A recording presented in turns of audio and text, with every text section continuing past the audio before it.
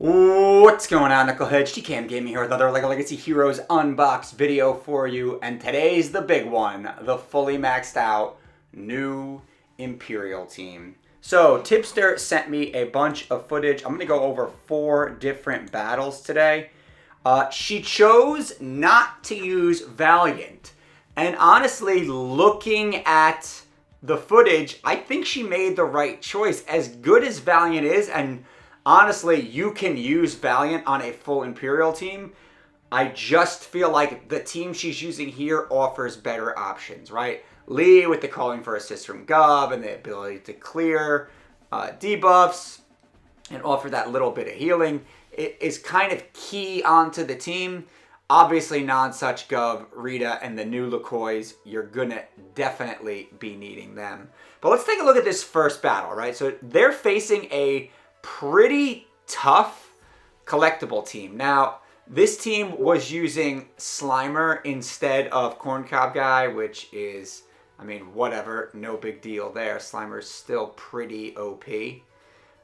But we're not seeing the use of Corncob Guy, but they're handling it really well. Like, we see Gov got knocked out, and I'm noticing, surprisingly, somehow a lot of survivability, especially from Rita. Now, what Tibster said to me was, unless you have the fully maxed out Gear 8 Rita, she's going to be very, very fragile, right? There's a noticeable difference in the overall team synergy when she's fully maxed and when she's not, right? So she said, I had her Gear 7, 7-star Gear 7, and she was just too fragile, right? And we're also going to take a look at an Imperial team with Valiant instead of Rita and see how that does.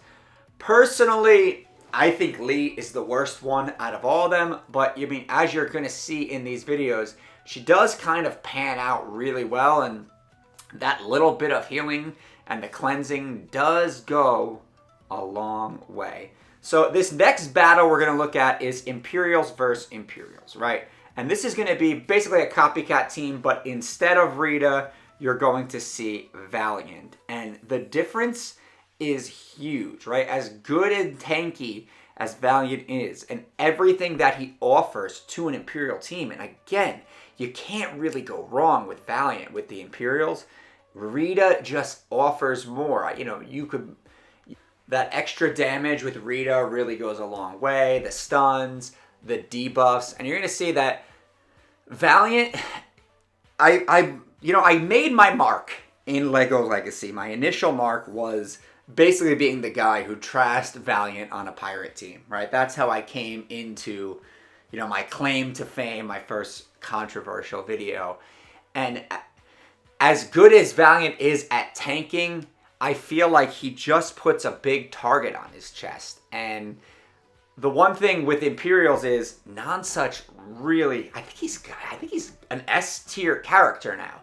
And his basic really is going to do a ton of damage, making people like Valiant, who stack up buffs, and other Imperials, right, really pay, right, for doing that.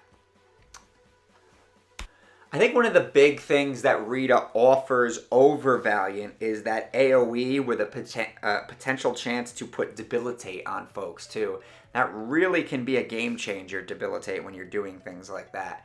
Ernest LaCoy is huge for this team, and I think he's another big reason why you don't need Valiant.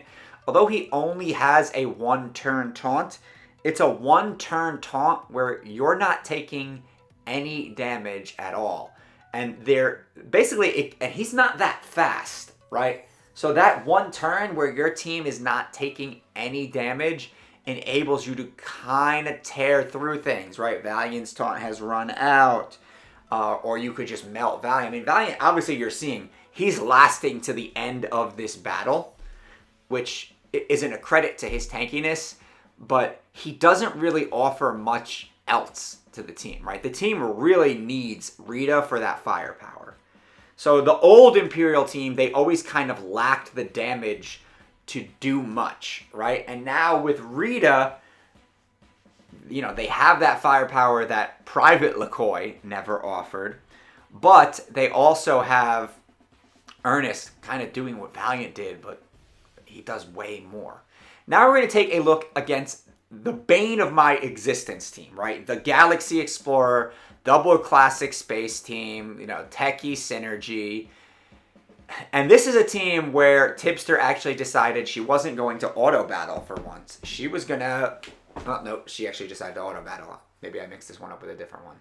But basically, with all those assists and everything, Slimer went down real quick. Now, is that always going to happen? I don't know.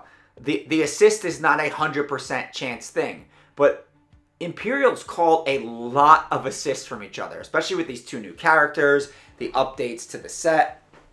Assist calling is a great way to get around speed-based teams because while you're not taking as many turns because they're faster than you, you are going to get more attacks off because you get all those assists, especially that Lee can call Gov assists and they're proccing time bombs and things like that. And you could see this literally tore through a team that this team, I cannot get through it very easily with my spooky teams. I have real trouble getting through it with my collectible teams. And even in the mirror match teams, I have trouble against that Galaxy Explorer team. And the Imperials just tore right through them. So at very worst case scenario, Imperials are going to tear through the current dominant team in the meta. Meaning that if you're going into tournaments, a full Imperial team is something really nice to have in your back pocket. Now, Tibster also said this was a team that the Imperials struggled against. You got to be saying, GKM, this is kind of a weird team. First off, they're using Clockwork Robot, Super Wrestler and Fitness Instructor, but they're not using Lego House. They're using GE, and they got the two techies, no Gorwell. So, how is this team going to be trouble? Well, it just is. Super Wrestler throwing out stuns all over the place is great at getting A around taunts. And also, if you have damage block, it doesn't stop you from getting stunned. So he does that to Ernest too. Super Wrestler is just a great figure. Now, you might be thinking, well, they tore through, I wouldn't say tore through, but they beat the full collectible team. This is kind of combining the firepower of that Galaxy Explorer Techie team with the tankiness and the utility of the costume collectible team. And it really does work well. Now, they managed to get through Super Wrestler, right? But the damage was done. He got them to the point that Egon got his ultimate off. Jens is going to get his ultimate off. And this is really going to be hard for the Imperials to bounce back from. Because while they had all 5 characters up, they do not do well with getting blitzed with high power ultimates. It worked for them against the Galaxy Explorer team because they were able to kind of, with all the assists, keep up with their speed. But having Super Wrestler kind of keeping them at bay till those ultimates got off, plus Clockwork Robot refreshing cooldowns and stuff, it's a much harder time for them. Well, that's pretty much all I got for today, Knuckleheads. Please remember to smash that like button, hit that subscribe button, ding that little bell for some notifications, and as always, remember to knuckle up. We realize as we unraveled our disguise,